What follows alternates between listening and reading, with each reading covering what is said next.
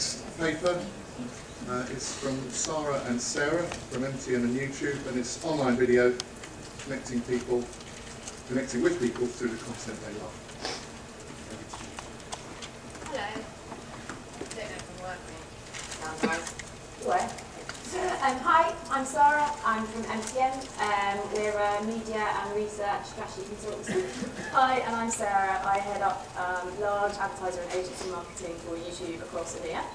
And hopefully we'd like to start this presentation with a video.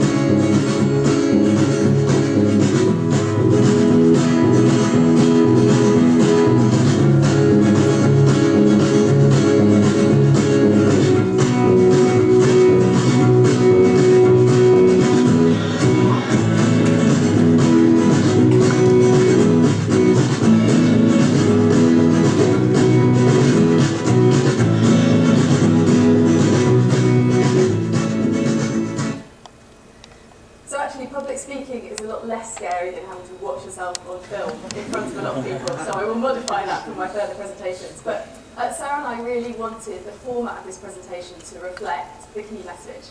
And it's pretty amazing that at a data-driven company like Google, something as simple as some video research could drive revenue and shape one of the biggest events that YouTube has ever held. Now, I won't make you flap your arms like chickens, but I would like you to help me illustrate the key question we were trying to answer when we started thinking about this research. So I'd like you to put your hand in the air if you own more than one device that can connect to the internet. Hopefully everybody, yes. Keep your hands up. Everyone keep your hands up. Now, keep your hand up if you visit a social networking site every day. If you don't, put it down. Okay, let's see this about people. Keep your hand up if you share, like, or comment on a social networking site every day. Otherwise, put your hand down. And finally, keep your hand up if every month you do one of the following, or all. Write your own blog, post a video, or post a photo online. Oh, we've got a decent amount of people, about 20, 25, so congratulations, you are what we call Gen C. Now, Gen C is a mindset. It's people who care about creating and curating content, feeling connected, and being part of a community. And what drives Gen C's behaviour is fear of missing out, wanting to add value, and constantly seeking new information and learning opportunities.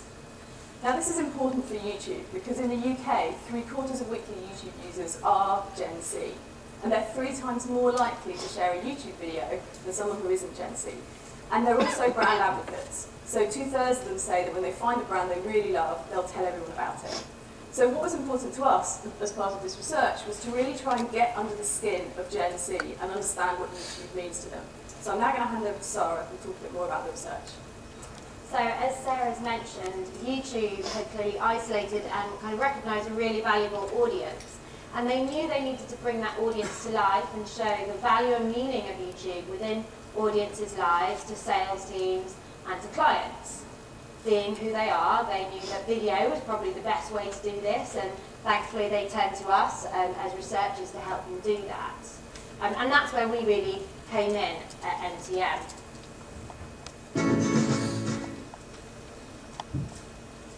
So we interviewed in our first stage advertisers and agencies across the UK, Germany, France and Russia. We did that because we really wanted to understand who they thought the YouTube audience were. We wanted to understand advertiser and agency perceptions of how people might use YouTube and some kind of the thoughts in their mind of that type of audience.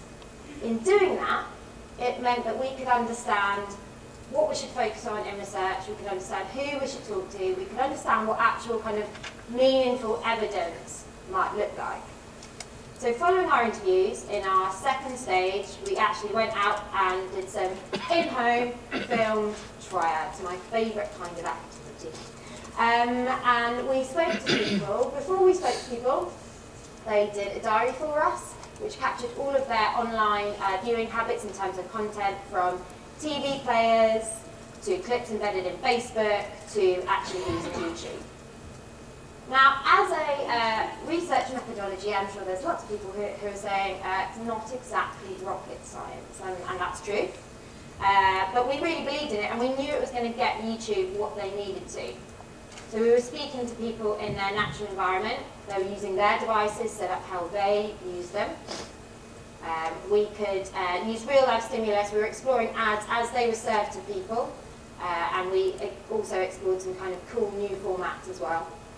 But also, we were speaking to groups of friends, and this is what the kind of research was all about. It was all about emotions. You could feel when people got excited about things. You could feel how they felt about certain types of content or ways of consuming it, and that was really important. And finally, it tapped into what's so great about YouTube, which is sharing with friends.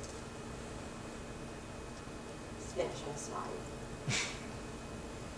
Okay, so before I delve into, actually instead of delving into lots more about methodology, I actually just want to kind of skip straight to the good bit, which is actually showing you some of the research films, some of our kind of output from this project at the beginning of this year. Before I do though, just a small exercise for everyone. So I'd just like you just to take a moment, sitting where you are, and I'd like to think about who you think the YouTube audience are. So what comes to mind? What kind of person? How old are they? What do they look like? What are they doing? What kind of characteristics might they have? And I'd like you to just keep that snapshot, that association you have in your mind, and I'm going to play you a summary, really, of Gen Z. So this is the audience who we met across the UK, Germany, France, and Russia.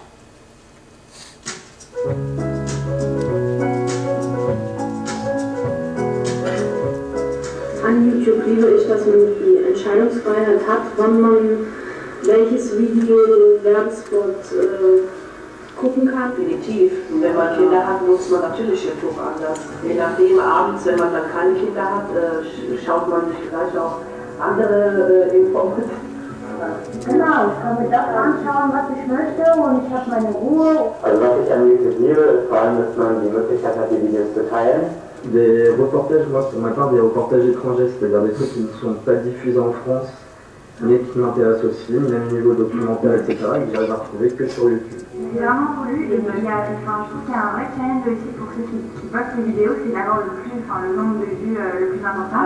Et aujourd'hui, on a des programmes qui sont de l'ambition d'un programme à la télé, donc c'est vrai qu'il y a de moins en moins de différence entre ce qu'on peut trouver à la télévision. From something fictional to home decorating to anything that you want, it's there. In some respects, it's replaced books for me, because I don't need a how to cook book, because you can literally go on YouTube and you can find a video for it. Okay, few little snapshot there of I'm talking about a little snapshot there of kind of what people like about YouTube. Few examples. Before I just play the rest of the film, which is about some of the actual content creators that people are really engaging with. I don't know if you've got any people who use YouTube a lot, but would anyone like to just throw out there some of their, and maybe not people from Google, that would be unfair, but anyone want to throw out there a few examples of really heavily subscribed to or heavily watched content creators on YouTube? Does anyone know kind of who the top 5, 10 might be? Look off the Earth is an example. Jack's Gap, yes.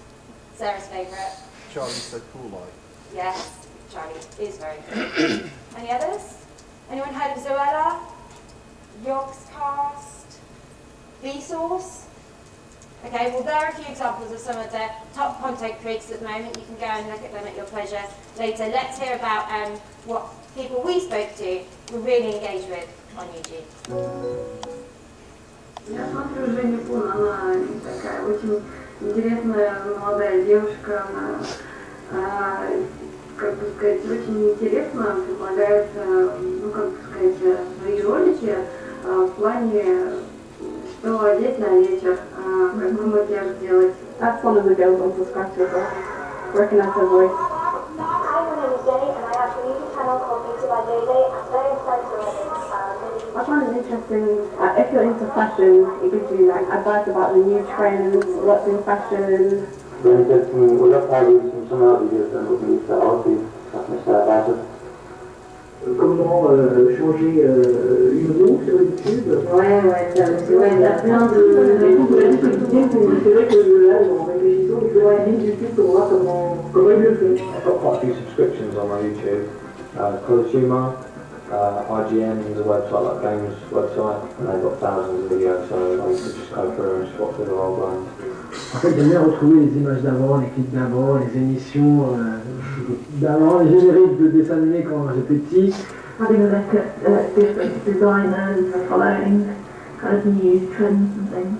I'm into baking, so I always look at little videos, like some little tutorials. I'll go onto YouTube and I'll see what other people are doing. I'll have it out on my laptop and I'll sit and I'll try and copy what they do. I've been looking for baby carriers covers, and so I want a specific one. I've been trying to see how they're used and how they actually work. So with him asleep, I'm really sort of on it so that I can go on Amazon and know whether or not to buy it. Also, we're doing the patio and we're trying to be YouTube and very talking about the patio. It does enable people to have a voice, or whether that's a creative voice or a political voice or an educational voice of some sort. Films and other works of art are able to be viewed on YouTube, and it isn't sort of going through some sort of process like a TV channel. It's got the videos I want to watch, and it provides me with videos that are similar, and sometimes finding something really small and little that you didn't know about is very rewarding.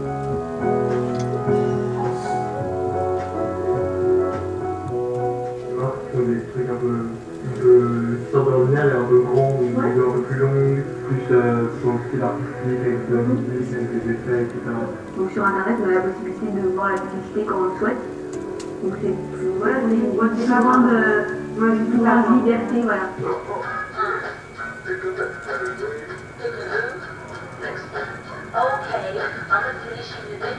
It's that your mum's got bunions and she gave birth to a big baby onion. Later. What? It's not your normal cheesy history and advert, not just them watching you, it's like we're actually watching you as well, or we know you're there, so we are going to try and talk to you in another way. C'est pas tactile. C'est original, c'est créatif, c'est léger.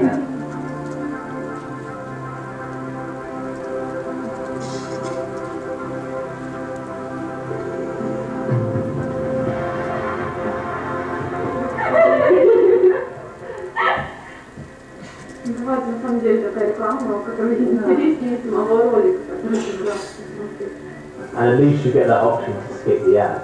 Well, it gives you freedom to do what you want to do. The whole point of YouTube is it's a free site, anyone can use it. And that's the whole point of YouTube. Because you like to search what you're watching. Yeah, you search, you filter, it's all about you. Okay, so you search, you filter, it's all about you. I don't think I could have come up with that myself, but I promise I didn't bribe them in any way to come out. That was all very honest and open and genuine. And I also don't think just putting that quote on a PowerPoint slide could have communicated how people felt in such a powerful way. So if I had £1 for every time somebody asked me what makes a shareable ad on YouTube, I would be currently living, if not in Hawaii, probably at least in Tenerife. But what we start to tell them now is actually a big part of success on YouTube, this kind of secret sauce that people want to know about, is really understanding the audience and getting under their skin. So what we did with this research is we used it as the centrepiece for some content roadshows that we ran in the UK, France and Germany earlier this year with brands and agencies. And what we found was that by trying to bring the content creators and the audience to life, we actually drove significant uplift in revenue and a 10-point increase in content quality perception. And that was really great. And then Later on this year, we have the biggest event that we've ever held at YouTube, again across the same markets, Brandcast. And because those events were so successful, we decided what we really needed to do was put Gen Z, YouTube's passionate fans, at the heart of that event, as you'll see from some of the footage.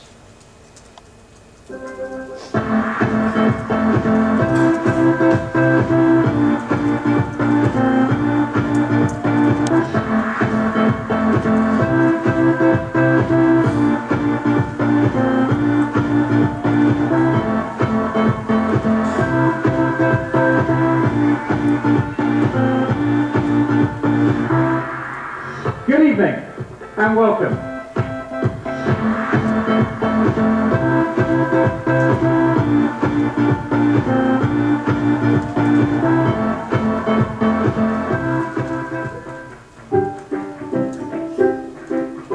The main thing I love about YouTube is like an on-demand system. I can choose and pick what I want to listen to. So when my friends come round, we watch YouTube tutorials and DIY tutorials like studying denim jacket. I tend to click on things that friends have posted as well. You look up something and it's there. It's very instant. Anything I really want to research, I don't want to see it being done, I go on YouTube. What you like dictates what they put up. They want to see your feedback, so it's always catered to you. It's inspired me to make my own YouTube videos. Anything you want to find is on there.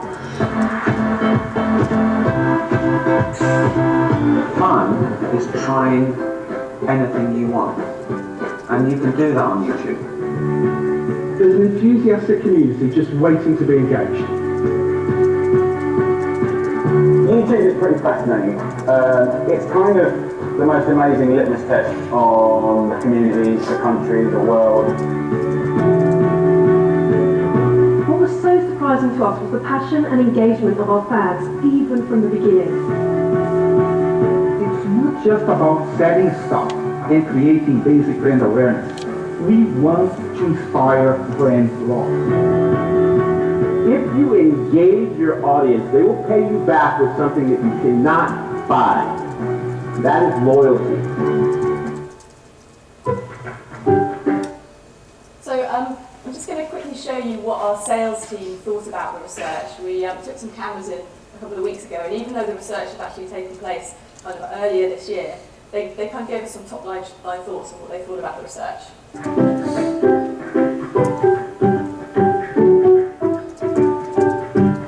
So one of the roles that me and my team play is to help raise what we call content IQ. So to help advertisers and also our internal sales forces be more aware of the content that's on YouTube and how people consume it. So these videos were in part used to help show how users and viewers are engaging with the content. So in the past, we as a media organisation would show our customers lots and lots of data about how people did things, but it was very difficult for them to see these numbers in real people's lives. Yeah, at the Pulse events, at many of the B2B marketing events we run through YouTube, we're speaking to people who are in their 30s, early 40s, who don't use these platforms natively.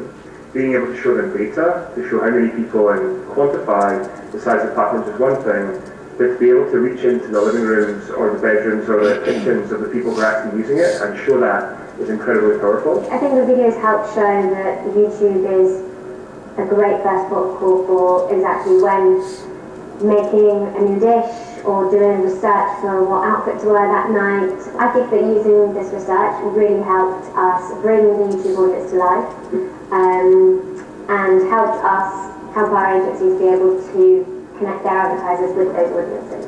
One irony is that YouTube reaches about 1 billion people, unique individuals, each month across something like 100,000 channels with tens of millions, hundreds of millions of videos. But people seem to consider it a youth platform, and that really gets young people watching gaming videos or cats falling off of logs. But what the videos helped to show was that there's a much wider range of audiences who are using YouTube for a more diverse set of purposes. So mums looking for how-to videos on everything from taking care of their children to what to cook for dinner through to what to wear on their nights out. People using it for general education and essentially using it like a modern encyclopedia. Without the research films, we would be creating a very rational sell based on very, very statistical data. And what the research films allowed us to do is put human beings in front of our customers, real people, and that makes such a big difference. Don't have to watch me again, if you like. So I think Derek really hit the nail on the head when he talks about the generation gap, and it's true definitely for me. What's happening is that we're trying to sell YouTube to people who aren't the people that watch it, and I think what we're realising as a marketing and an insight here is that it's our job to really start to get under the skin of the audience and use kind of emotional sales and videos to really help people understand what makes a great YouTube video. And so, in summary, 3 things to take away, I suppose, that we learned from this project. Firstly, that video is an incredibly powerful way to really bring audiences to life and show their emotions. Secondly, that even in a data-driven organisation like Google, qualitative research has a really key role to play. And finally, the question that often on this side of the fence we ask is whether research has actually helped to drive revenue. So yes, in this case there was a really good link between the research and the revenue, and more importantly than that, it's really changed the way that we sell YouTube for good.